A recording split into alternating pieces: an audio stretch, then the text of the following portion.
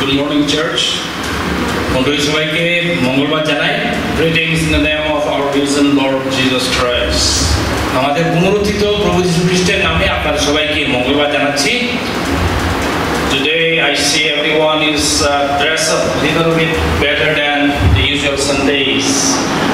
অন্যদিন থেকে আপনারা একটু ভালো করে কাপড় চোপড় পরে আছেন মনে হচ্ছে। That shows that today is a special Sunday. তার মানে এটা একটা বিশেষ রবিবার। The resurrection of our Lord Jesus Christ is a unique thing. That's the reason. কারণ প্রভু যিশুর যে পুনরুত্থিত হয়েছেন সেটা একটা স্বতন্ত্র, একটা অন্যরকম জিনিস। So we'll be talking about the uniqueness of the resurrection of Jesus Christ. প্রভু যিশুর যে পুনরুত্থানের যে স্বতন্ত্রতা, একটা অনন্যতা আজকে আমরা আলোচনা করব। We'll particularly talk about two aspects of that uniqueness. এবং সেই স্বতন্ত্রতার দুটো দিক আমরা দেখব। Do you know that 25% of the church goers in America do not believe in the resurrection of Jesus? আপনারা কি জানেন যে আমেরিকার প্রায় শতকরা 25 জন লোক প্রভু যিশুর এই পুনরুত্থান বিশ্বাস করেন না? We are talking about church goers, those who go to church at least once in a month. আমরা যারা মাসে কমসে কম একবার যারা গির্জায় যান তাদের কথা বলছি। And one survey says that 25% of them do not believe in the resurrection of Jesus. এবং একটা সার্ভে বলছে যে পর্যবেক্ষণ করছে যে প্রায় 25% লোক তারা প্রভু যিশুর পুনরুত্থানে বিশ্বাস করে না। How many of us this morning in this house sitting here do not believe in the resurrection of Jesus? আজকে আমাদের মধ্যে এখানে যারা বসে আছেন আপনাদের মধ্যে কতজন আছেন যারা প্রভু যিশুর পুনরুত্থানে বিশ্বাস করেন না? How many of us are skeptic about it? Skeptical about it. এবং কতজন আমরা এটা সন্দেহ প্রকাশ করি? Like I don't know but I doubt it. মনে হয় যেমন আমি জানি না, আমার সন্দেহ আছে। Or how many of us truly believe in the Lord Jesus Christ, his resurrection, but do not know how to defend it?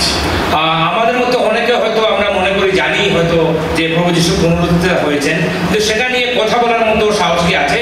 We may not go to a proper approach, apologetical approach here, but we'll talk about the uniqueness of Jesus Christ's resurrection. প্রভু যিশু যে পুনরুত্থিত হয়েছেন সেটা একটা অনন্যতা নিয়ে আজকে আমরা আলোচনা করব। Bible records 10 accounts of resurrection, 3 in the Old Testament and the 7 in the New Testament.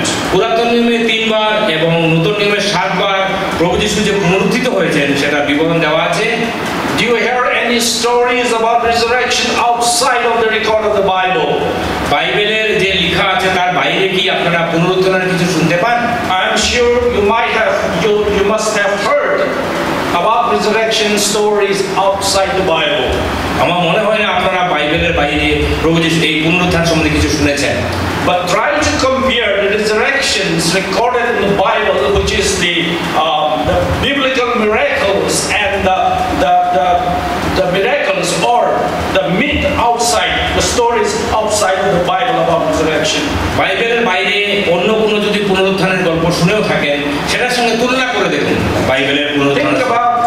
Think about these 3 things. 3টা কথা মনে রাখবেন।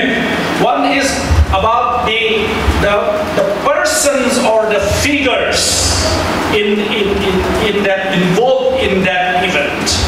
যারা এই পুনরুত্থানের ঘটনার সঙ্গে যারা জড়িত আছে তাদের কথা মনে করুন। And secondly, the circumstances or the event of that occurrence.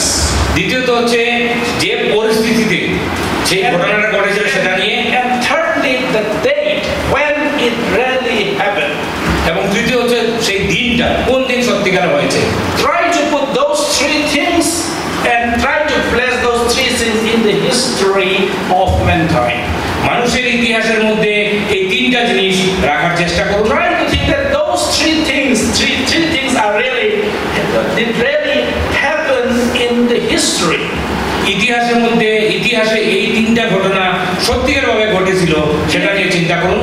If you are not able to put those 3 things together and match in the history of mankind, those are myths. যদি আপনি সেই 3টা ঘটনাকে মানুষের ইতিহাসের সঙ্গে তুলনা করতে না পারেন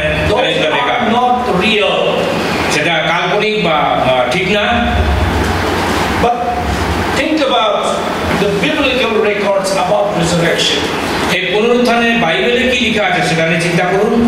They are supported by and corroborated with the actual figures, the actual dates, and the actual events in history. ইতিহাসের সঙ্গে ইতিহাসের মধ্যে যেভাবে লেখা আছে কবে কোথায় কি ঘটনা ঘটেছিল সব লেখা আছে। Think about Elijah who raised the son of the widow of Zarephath. জারেফাতের একজন বিধবার ছেলেকে যেভাবে এলিজা তিনি পুনরুত্থিত করেছিলেন। Elijah was a prophet, a historical person ministering in the northern kingdom of Israel. ইসরায়েলের উত্তর দিকের দেশে এলিও একজন ভাববাদী ছিলেন। He ministered as a prophet during the time of King Ahab sometime in 1160 BC. এইখানে 860 খ্রিস্টপূর্বে তিনি আহাব রাজার সাম্রাজ্যে তখন তিনি ভাববাদীর মতো He কাজ was a করতেন। real person in history. তিনি একজন সত্যিকারের লোক ছিলেন ইতিহাসে। Ahab was the real person in history. এবং আহাব রাজাও একজন ইতিহাসের একজন ব্যক্তি ছিলেন। The incidents, the events that surrounds and the circumstances surrounds. Remember, think about the drought that happened during that time, famine that happened during that time. তখনকার দিনে যে সমস্ত ঘটনা ঘটেছিল এবং দুর্ভিক্ষ এবং অন্যান্য ঘটনা ঘটেছিল সেটা করে চিন্তা করুন। It indeed happened in the history. সত্যিকারভাবে এটা ঘটনা ইতিহাসে হয়েছিল। Think about the widow of Zarephath. জারেফাতের সেই বিধবার কথা মনে করুন। Zarephath is a historical person near Sidon, which is called today as Sarafan, near the Mediterranean coast. ভূমধ্য সাগরের পাশে একটা জায়গা ছিল। So you are able to fit what the people involved there, circumstances and the depth in the history. মনে রাখবেন ইতিহাসের যে স্থান কাল পাত্রকে নিয়ে আপনি এখানে বলতে পারবেন। Elijah raised the son of the widow of Zarephath. এবং জারেফাত শহরে এলিও ভাবাদী একজন বিধবার ছেলেকে তিনি মৃত্যু থেকে জীবন দান করেছিলেন। Remember, Elisha raised the son of the Shunammite woman. সুনামাইটের একজন মহিলার ছেলেকেও এলিশায় তিনি মৃত্যু থেকে জীবনে দান করেছিলেন। A man was raised from the dead when his body touched the bones of Elisha. এবং এলিশায় যখন তিনি তার হাড়গুলো যখন সেই মানুষের শরীরে স্পর্শ করে সেই মানুষটা জেগে উঠল। And when we come into the New Testament accounts, নতুন নিয়মে আমরা যখন আসি, remember Jesus raised the daughter of Jairus.